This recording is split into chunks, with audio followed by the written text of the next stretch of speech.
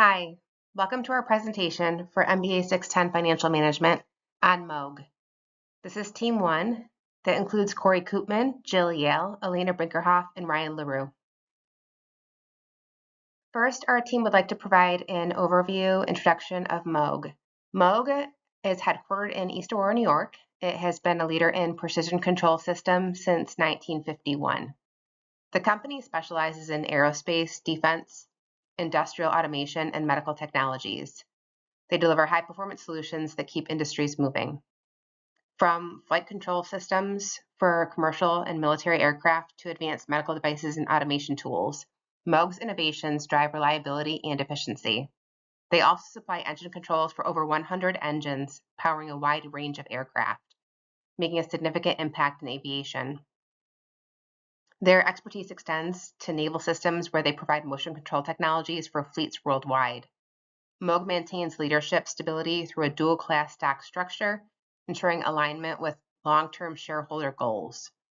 Beyond its technology, though, the company is committed to sustainability, enhancing national security, improving transportation safety, reducing emissions, and advancing healthcare innovation. With continuous research and development, MOG stays at the forefront of precision control technologies, shaping the future of high-performance systems. Structure, leadership, and growth of MOG. MOG's sector-based divisional structure ensures efficient resource allocation and adaptability across aerospace, defense, and industrial markets, reinforcing its leadership in high-performance motion control solutions. Its board of directors plays a critical role in corporate governance, guiding strategic decisions, and maintaining shareholder confidence through effective oversight and CEO compensation policies.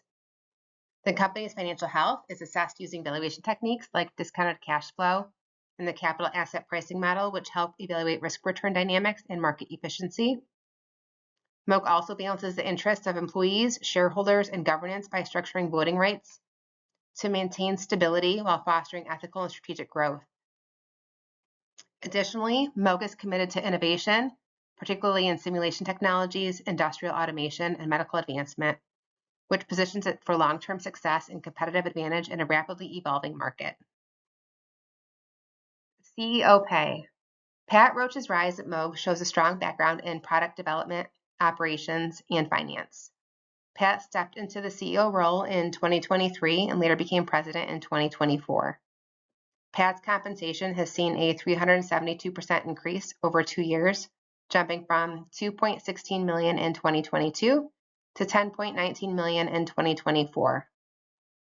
A key driver behind this growth is deferred compensation, which makes up 55% of his earnings, ensuring his incentives align with MOG's long-term success. Alongside deferred pay, his salary, stock awards, and non-equity incentives have also steadily grown. MOG's approach to executive pay prioritizes stability, performance alignment, and shareholder confidence. So as we look at MOG's market efficiency and investment strategies, we can start by looking at their market reactions. So MOG's stock price is most directly impacted by their earnings reports, defense contract awards, and trends in the aerospace sector. And then as we look at passive versus active investment strategies, it's pretty similar to a lot of other industries in that long-term investors will favor stability while short-term traders react more quickly to contract announcements. And the investor behavior towards MOG varies based on the market sentiment and the efficiency principles. So now, as we look at MOG's capital structure, we can see that their structure balances debt versus equity financing, which ensures stability while also enabling and advancing innovation and not hindering it along the way. Their dual-class stock system aligns their shareholder interests as well, which kind of leads to long-term capital appreciation. And in terms of their capital development strategy, they focus on high growth areas that you would see in the aerospace industry. So things like expansion and simulations, like crash tests and stuff like that, product testing, medical devices, and energy technology, which is a big thing these days as well. And these development strategies align with their commitment to long-term financial growth and increasing their operating margins, as well as advancing their innovation, as I mentioned in the beginning of the slide. So now we can look into Moog's behavioral finance aspects, and there were a few different ones I wanted to go over. The first one being familiarity bias.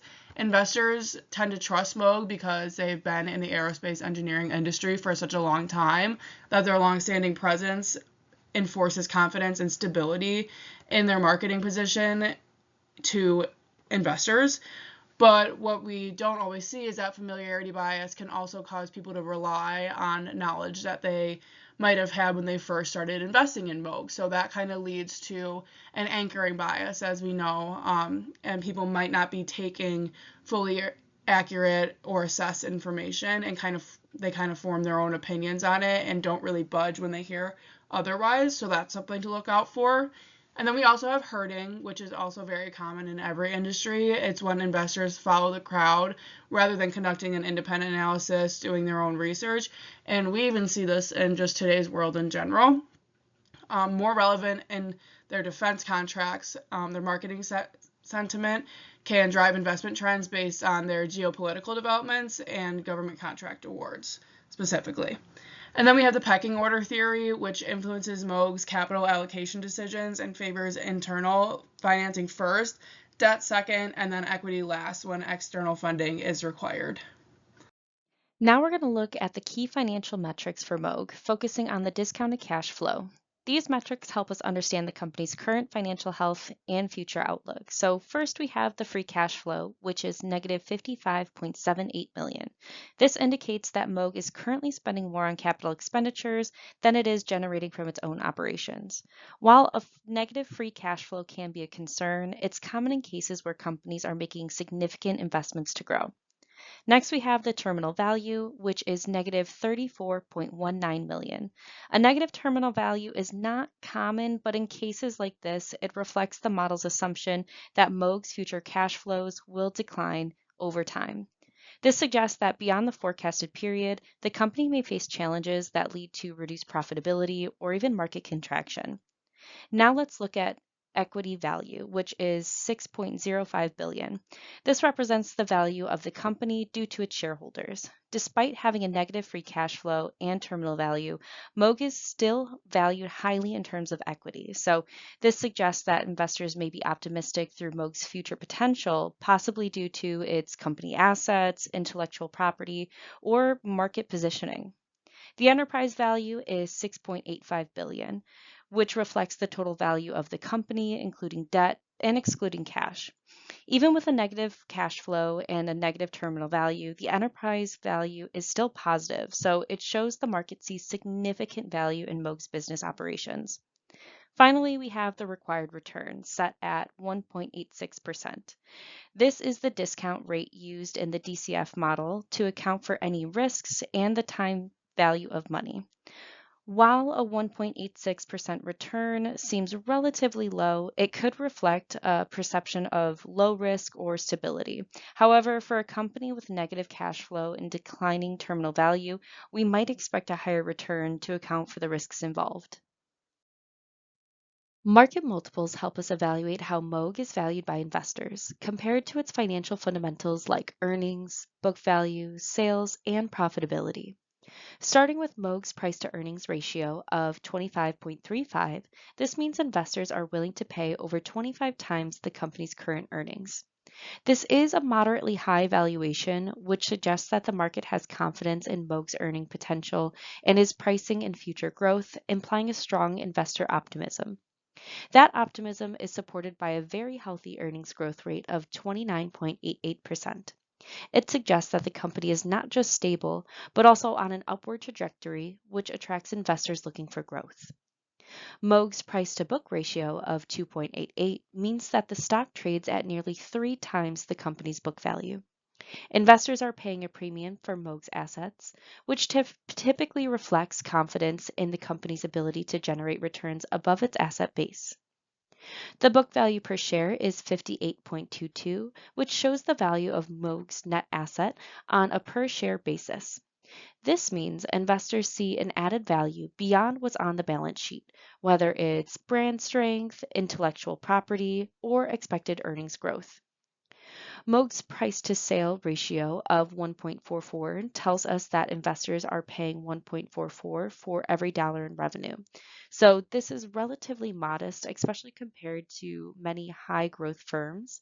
It suggests that Moog is not overhyped in terms of sale valuation and could be undervalued from a revenue perspective. The enterprise value to EBITDA ratio of 14.06 shows how the company's overall value compares to its core earnings. This is slightly above average, but is reasonable for a growth firm and indicates that investors are paying for a premium for Moog's operation performance, but it's still within normal range for companies with a strong growth outlooks. From these findings, this positions Moog as a balanced opportunity for investors looking for growth potential and operational stability. To evaluate Moog from an investor's perspective, we need to understand the relationship between risk and expected return. The more risk an investor takes, the higher return they expect in compensation. That's where the capital asset pricing model comes in by helping us quantify this return based on the market risk factors. As we can see with the CAPM formula, this tells us how much return Moog shareholders require based on how volatile the stock is compared to the broader market. Let's start with the risk-free rate of 4.27%. This is based on the long-term U.S. Treasury yields. This is the return an investor could earn with zero risk and serves as the baseline for evaluating all other investments, including Moog. Next, the market return estimated at 10% based on the long-term average of the S&P 500. This represents the expected return of a diversified market portfolio.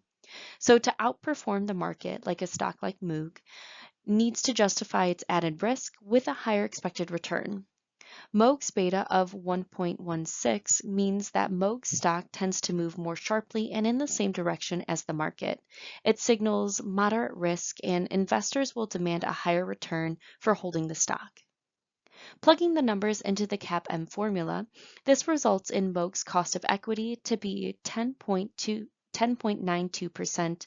It represents the minimum annual return investors expect to justify the risk of owning Moog stock. In other words, Moog needs to deliver at least 10.92 return to keep investors satisfied. This is a fair return for the company with a moderate volatility and provides a clear hurdle rate for both investment performance and strategic planning. The main points we want to leave is that Moog has done a good job keeping their finances balanced. They used a mix of debt and equity and have a dual class stock setup, which helps them stay focused on long-term goals. They are growing in areas like aerospace and healthcare, and they keep investing in innovation, which gives them an edge. We also talk about how investor behavior affects their stock. People tend to trust Moog because they've been around a long time, but sometimes they follow the crowd or rely too much on old information. Tools like DCF and CAPM show that Moog has solid investment potential, especially for people who are thinking long-term rather than chasing quick wins. Moog stands out as a company that's built for the long haul. They're not just reacting to short-term changes, they're planning ahead, investing in research, and focusing on sustainability. That lines up with what a lot of investors are looking for today. If you're someone who wants stability and steady growth, Moog is a good fit. It's probably not a stock that'll double overnight, but it's a strong hold and even a smart buy for anyone building a solid long-term portfolio.